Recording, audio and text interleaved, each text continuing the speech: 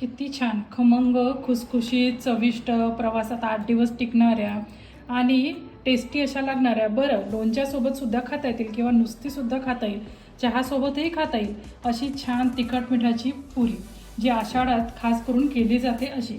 चला तर आता आपण रेसिपी बघूया. सर्वप्रथम आपण वाटण तयार करून घेऊ. त्यासाठी मी 2 मिरच्या घेतलेल्या आहे आणि 1 लसणाचा गाठा घेतलेला आहे आणि थोडंसं जिरं घेतलेलं आहे. आता आपण याचं वाटण तयार करून घेऊ. आपण 2 वाट्या एवढं गव्हाचं पीठ घेतलेलं आहे. त्यात आपण हे तयार केलेलं सगळं वाटण टाकून घेऊ. या वाटणामध्ये आपण 2 चमचे एवढं तांदळाचं पीठ टाकत आहे, त्यामुळे आपल्या पुऱ्या ज्या आहेत त्या छान खुसखुशीत होतील. त्यात आपण कसुरी मेथी टाकत आहे आणि कोथिंबीर टाकत आहे. कोथिंबीर भरपूर टाकायची म्हणजे आपल्या पुऱ्या छान दिसतात आणि चवीलाही छान लागतात.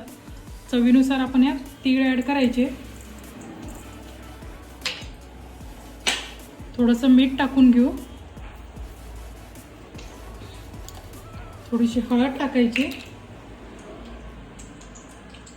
आणि 2 चमचे आपण याच्यात तेलाचं मोहन टाकणार आहे.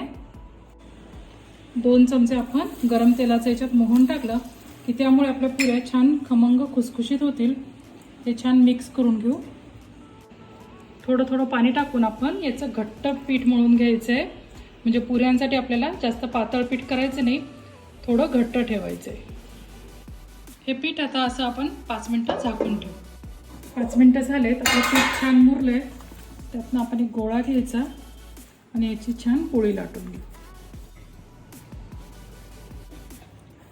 याला पीठ लावून लाटायचं नाही, तर आपल्या तेलात पीठ होऊन जाईल. त्यामुळे आपण फक्त ही अशीच पोळी लाटून घ्यायची. तुम्हाला वाटलं चिटकत असेल तर थोडासा तेलाचा हात घ्या आणि व्यवस्थित पोळी लाटून घ्या. अशी छान आपण पोळी लाटून घेतली आहे. आता एक ग्लास घेतलेला आहे, त्याच्या साहाय्याने आपण असे गोल गोल पुऱ्यांचे सारखे कट करून घेऊ. तुम्ही सेपरेट छोटे गोळे करून पुरी लाटून घेऊ शकता, पण असं सोपं जातं. एकाच वेळेस आपल्या तुम्ही बघू शकता 7 पुऱ्या झालेल्या आहेत. पेल्याऐवजी तुम्ही वाटीही घेऊ शकता. तेल गरम करायला ठेवलेलं आहे. आता आपण पुऱ्या तळून घेऊ. आपलं तेल गरम झालंय, त्यात आपण पुऱ्या तळून घेऊ.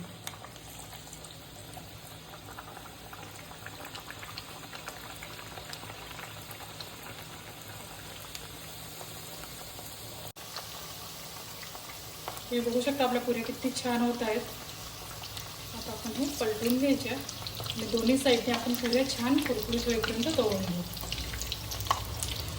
अशा प्रकारे आपल्या पुऱ्या तळून झाल्या आहेत. आपण काढून घेऊ. आणखी अशाच पुऱ्या आपण तळून घ्यायच्या आहेत. आपण ह्या पातळ नाही ठेवते कारण की आपल्याला खुसखुशीत अशी पुरी करायची. तुम्हाला जर नरम पुरी करायची असली थोडं जाडसर ठेवा आणि पुरी छान लाटून घ्या, म्हणजे त्या फुगलेल्या टम्म फुगलेल्या आणि नरम होतील.